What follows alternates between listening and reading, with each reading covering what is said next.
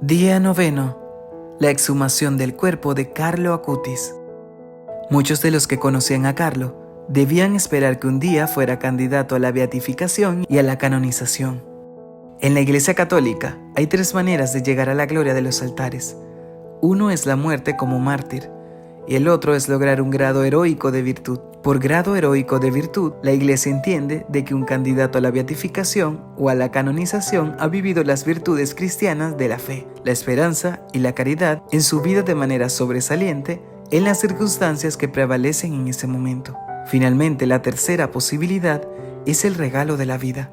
Esto se refiere a los cristianos que dieron sus vidas, libre y voluntariamente, por amor al prójimo y a Dios.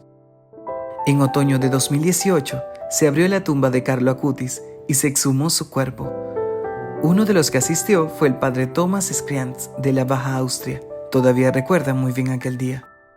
En ese momento, todavía era capellán y fui liberado por mi obispo durante medio año para el cuidado espiritual de las hermanas alemanas en Asís.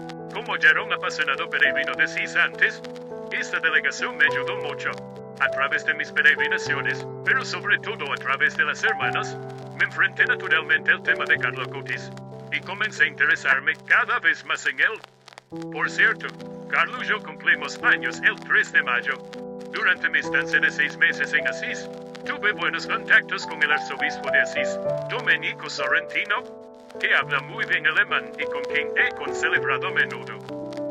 Probablemente, gracias a esos contactos pude participar y se me permitió estar en la exhumación de Carlo Acutis.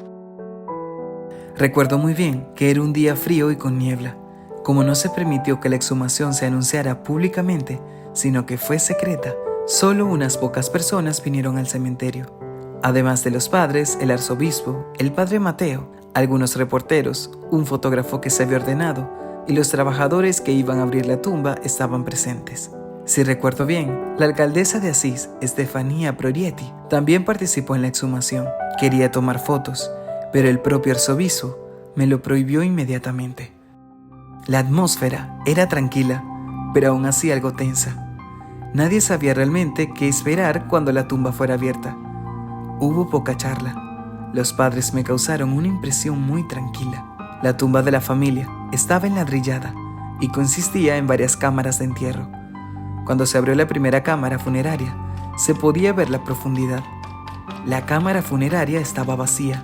A la izquierda de esta cámara funeraria había una pared, la cual tuvo que ser removida para llegar a la cámara funeraria adyacente de Carlo Acutis.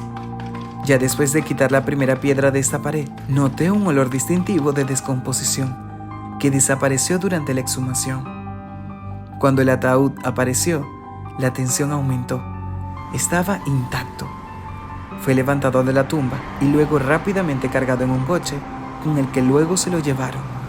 Todo el proceso de exhumación llevó como 30 a 45 minutos. Se ha especulado mucho sobre el estado de conservación del cuerpo. Ha habido muchos informes sensacionalistas que dicen que el cuerpo de Carlo Acutis estaba completamente descompuesto. Como sugiere el testimonio del pastor Thomas Skriantz, estos informes no se correspondían con los hechos. Los restos mortales de Carlo Acutis fueron trasladados durante algún tiempo del cementerio de Asís al convento de los capuchinos de Vía San Francesco. El cuerpo estaba, para un niño que llevaba muerto unos 12 años, en un estado de descomposición predecible. Hay que recordar que Carlo Acutis fue enterrado en un ataúd de zinc, es decir, normalmente no podía penetrar el oxígeno y esto por sí solo ralentizaba enormemente el proceso de descomposición. Aunque el cuerpo se encontraba todavía en una condición relativamente buena, ya no era posible reconocer la cara a través de la descomposición.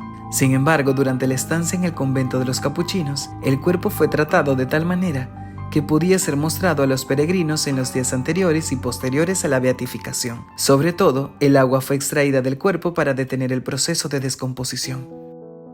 Para una beatificación basada en la virtud heroica, a diferencia del martirio, se requiere un milagro reconocido que suele ser de naturaleza médica. Es, por así decirlo, la confirmación del cielo. En el caso de Carlo Acutis, el 21 de febrero de 2020, el Papa Francisco reconoció, tras detallados exámenes médicos previos, la curación en 2013 de un niño brasileño de 6 años que sufría una grave deformación congénita del páncreas. se curó después de ser tocado por una reliquia de Carlo Acutis. Con el reconocimiento de este milagro, el camino estaba despejado para su beatificación. El 22 de febrero de 2020, un día después de que el Vaticano anunciara la beatificación, la madre de Carlo dijo al Registro Nacional Católico en una entrevista telefónica: Estamos muy contentos con la noticia de la beatificación, pero honestamente esperábamos esto. Hace unos años soñé con Carlo diciéndome, seré beatificado y pronto seré canonizado. Cuando ya estaba muriendo, soñé con San Francisco de Asís, el patrón de nuestra familia, que dijo, tu hijo Carlo morirá muy pronto, pero será muy respetado en la iglesia. Entonces vi a Carlo en una iglesia muy grande, cerca del techo, y no lo entendí entonces. Ahora lo entiendo, por supuesto. Su muerte, su enfermedad, su corta vida, todo fue un plan de Dios. Dios había elegido a Carlo como ejemplo para los jóvenes de este periodo de la historia.